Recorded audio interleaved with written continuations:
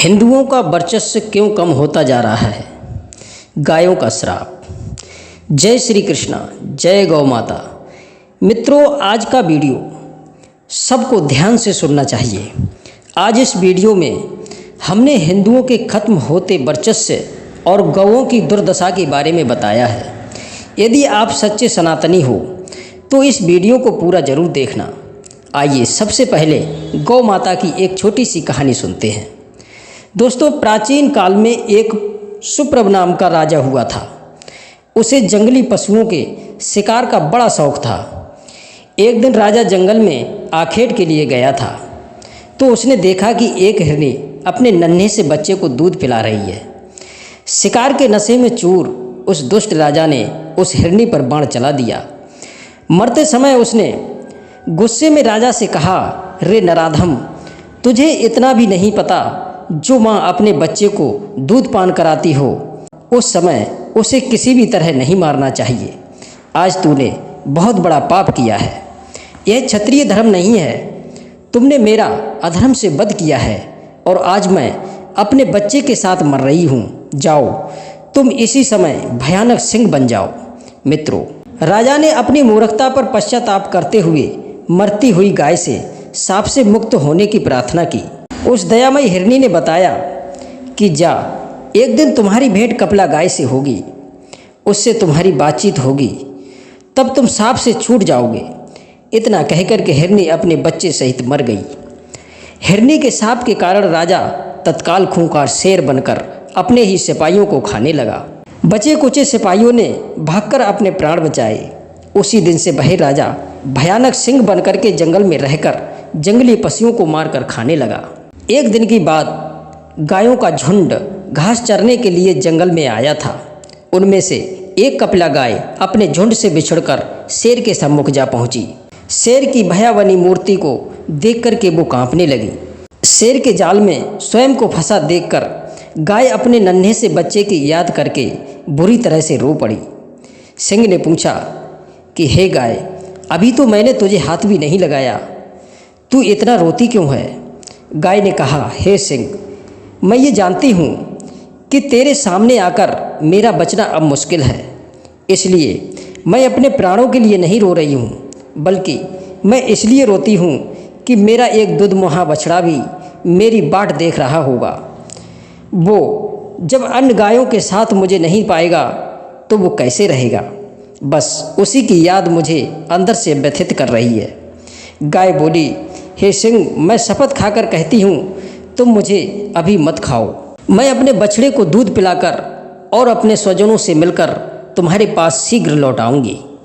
अभी मुझे जाने दो। गाय की बात सुनकर सिंह को उस पर विश्वास नहीं हुआ, पर कपिला ने कई प्रकार की कस्में खाकर सिंह को विश्वास दिलाया। सिंह ने गाय को जाने की आज्ञा दे दी। मित्रों, कपिला गाय सिंह को वचन देकर घर लौट कर आई। गाय को देखकर बछड़ा खुशी से पूंछ उठाकर उसकी ओर दौड़ा, पर आज उसकी माँ उदास थी।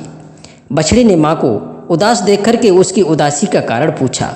माँ ने पहले उसे दूध पिलाया, फिर उसे अपनी उदासी का कारण बताया। बछड़े ने कहा, माँ, यदि ऐसी बात है तो तुम्हारे बदले सिंह के पास मैं चला जाता हूँ। गाय ने उसे समझाया कि बेटा, तुम्हारे आगे पूरा जीवन पड़ा है। मैं तो अपना आधा जीवन जी चुकी हूँ। अब यदि मैं सिंह का भोजन बन जाऊँ तो कोई दुख नहीं है। आज गाय ने अपने बच्चे को कई तरह की शिक्षाएं देकर उसे समझाया कि बेटा, मेरे जाने का शोक मत करना। एक दिन मरना सभी का निश्चित है। इस संसार में प्राणियों का मिलना वैसा ही है जैसे छाया ढूंढने वाले लोगों का किसी वृक्ष की छाया में आकर इकट्ठे होना। इस प्रकार गाय अपनी सखियों से मिली। सबने उससे सिंह के पास न जाने के लिए कहा, पर सत्यनिष्ठ गाय ने उनकी बात नहीं मानी। गाय ने अपने बच्चे को अन्य गायों के हवाले कर सिंह के पास लौट आई। कपिला को देखकर के सिंह आश्चर्यचकित था कि यह गाय अपने वचन की बहुत पक्की निकली। सिंह उसकी सत्यनिष्ठा के आगे कायल हो चुका था।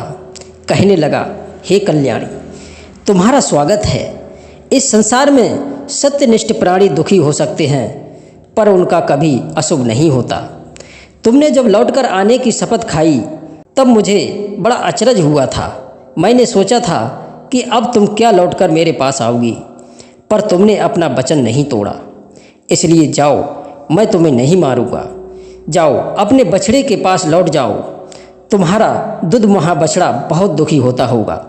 मित्रों, गाय को अभय दान देकर के सिंह ने अपने सारे पापों का अंत कर डाला। वह सिंह रूप से एक दिव्य रूप में बदल गया और बोला, हे गौ माता, तुम्हारी कृपा से आज मैं शाप मुक्त हो गया।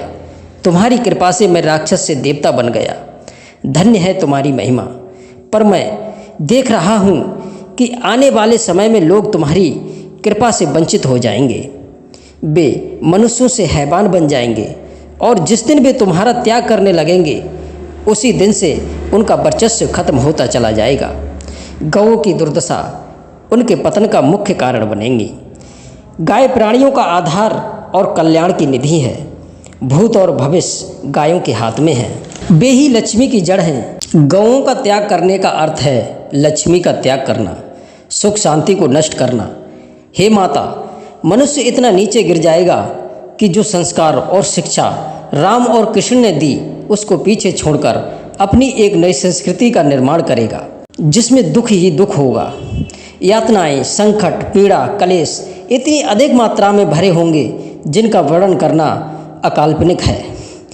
कपिला ने कहा, हे राजन, मनुष्य के पतन के 3 प्रमुख कारण होंगे। नंबर 1, गौओं का त्याग करना और उनकी दुर्दशा। नंबर 2, संस्कृति का विनाश। और नंबर 3, मनुष्य के मन में बढ़ते लोभ की तृष्णा। जिस दिन मनुष्य गायों का त्याग कर देगा उस दिन उनका पतन निश्चित है, क्योंकि हमारे धर्मशास्त्र बताते हैं कि जिस दिन सृष्टि की उत्पत्ति हुई थी उस दिन सबसे पहले गाय की उत्पत्ति हुई थी। गाय को ही मनुष्य के और समस्त प्राणियों का भरण पोषण का काम सौंपा गया था कि मनुष्य तुम्हारी सेवा करेगा और तुम उनका पोषण करोगी। शास्त्र कहते हैं कि जिस पृथ्वी पर हम रहते हैं, जिस पर समस्त चराचर जीव निवास करते हैं, यह पृथ्वी ही एक गाय है जो अपने गर्भ में हम सब का पालन कर रही है। दूसरी है संस्कृति।